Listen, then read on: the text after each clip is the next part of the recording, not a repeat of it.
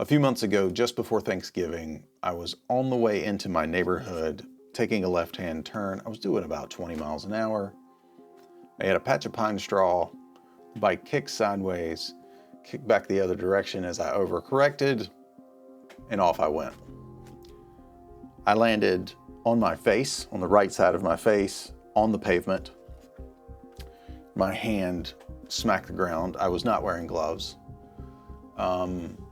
Based on the way the bike landed, it looks like the back end came up, kind of like a stoppie. I'll tell you why I think that's a little difficult in just a minute, but maybe that is actually what happened based on the gnarls and scrapes on the brake lever and the front end of the bike. I had a lot of adrenaline running through me. I popped up, I dusted myself off. Seemed like I was okay. A neighbor came by, checked on me. Everything seemed fine. I told him I'm okay. I'm half a mile from my house. I'm gonna ride home. Like the bike seemed okay. Throttle and brake, the brake lever felt a little cattywampus, but seemed good enough. Like I say, I'm less than a mile from my house. I'm not calling an ambulance. I'm not calling somebody to come pick me up. Just as I get on the bike, I start feeling blood dripping off of me and running down my neck. Like, okay, just get home. And I'm thinking I'm gonna get home, I'm gonna clean myself up before anybody sees me, and if I need to go to the ER, I'll go to the ER and get stitches or whatever needs to be done. My hand starts throbbing a lot at this point. As I pull up, every member of my family is in the front yard staring at me as I pull into the driveway. My wife got one good look at me, and she works in medical, so she handled it really well. I actually took a second to wash the bike off just so the kids wouldn't have to stare at it covered in blood. And then she took me to the ER. I got 9 stitches right under here, under this chin. They did not have to shave my beard off, which was nice. It was a super cool doctor who had a big cool beard himself, so he understood, the importance. And I was in a lot of pain and difficult to sleep. It's just now getting back to where I've got mostly full function of my right hand. It was very swollen, and my left hand was a little injured too, but really it was the right hand. But it was really swollen. It really hurt to move. I couldn't get good sleep. My face hurt, my neck hurt, had headaches. Went to the doctor for all this, and they've cleared me. The x-ray of my right hand showed no broken bones or torn ligaments. Said come back and see him if the problem persists, so maybe I should go back and see the doc one more time about this right hand, but it's getting close. I was not on my Husqvarna Norden when I crashed. I was not on my Royal Enfield Himalayan when I crashed. I was on my little Honda Navi. It's a scooter, basically. It's a twist and go, right? You sit on it like a motorcycle. You don't sit in it like a regular scooter, but there's no clutch. The brakes are kind of just okay. They're not great brakes, so that's why I think it's so unlikely that I could have done a stoppie on that, because I don't remember grabbing the brakes that hard, and I wasn't going that fast. I don't know exactly what happened. I do believe strongly that if I had been on the Norden, none of that would have happened, because the traction control on that bike is so good. And if I'd have been on the Himalayan, it probably wouldn't happen, just because the wheelbase is longer and I'm used to throwing that bike around on gravel. I know what it feels like for that bike to go sideways, but on the Navi, the wheelbase is so short, and the suspension is such that it all just happened that quickly. It was just, I was shocked. Things slow down, and I was shocked that my face was hitting the pavement, but I could feel my teeth coming together, crunching together almost, and thinking, It doesn't feel like I broke any of my teeth. That's good. It was very strange. If I had not been wearing my helmet, I probably would not be anywhere near okay. I might not be here at all. And that kind of brings me to where my head's been, because I've been trying to make this video since that day, or at least the following day. I've been thinking about making this video and have been putting it off and putting it off and putting it off because I didn't quite know how to tell the second part of this story, which is I had tied motorcycle riding and motorcycle adventures to this channel. It was inextricably linked in my mind. That's not gonna be the case anymore.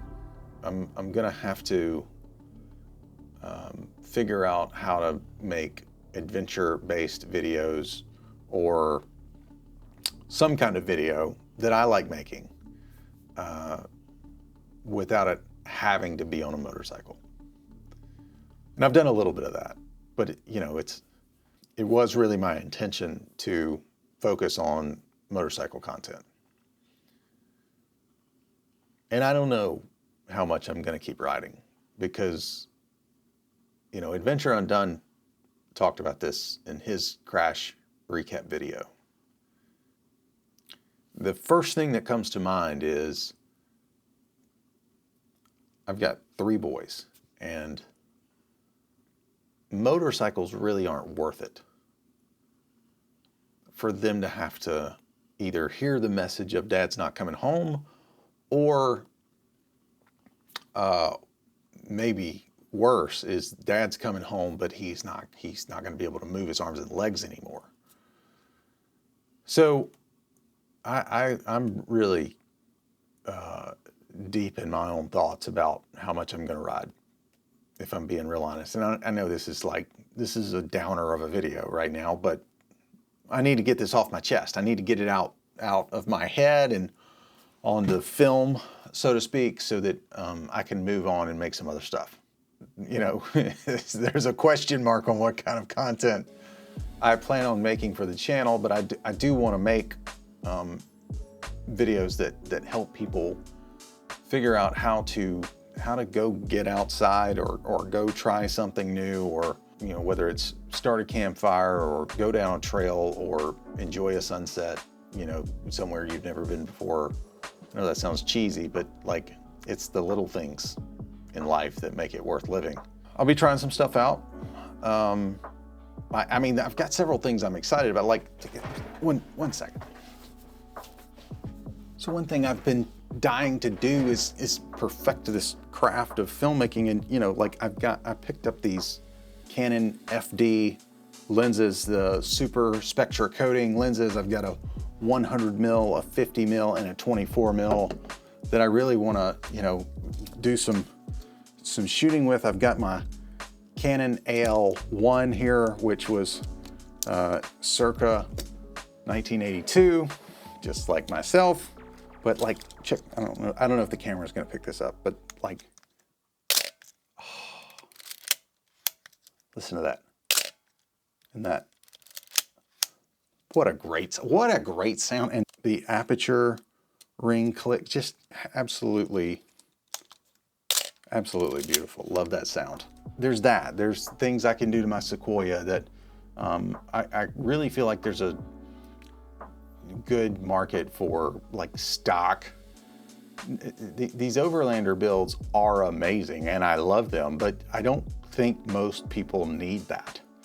Like, throw a cooler and some supplies in the back of the truck and go is maybe the most compelling video I can make. You know, who knows what will be out there, but you know, I still have lots of thoughts that I want to put down on about my Norden, about the Himalayan versus the Norden. Maybe that's kind of an interesting thought. I do have a structure for how I want to do this. As I've been thinking about it, I've got an acronym because I'm made that way, but SPEAR: status, products, essays, art, and rants or reactions.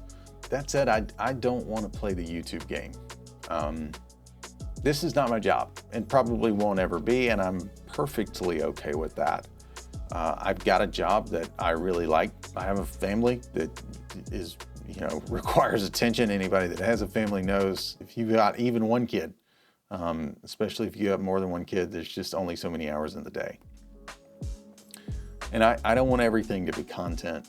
I don't want every little thing. Like my wife and I took a trip to Vegas and I brought my camera with me and barely took it out, except for maybe the last day, because when I bring the camera out, my creator video mind starts working and I start wanting to make something out of what's going on instead of just being there and enjoying it.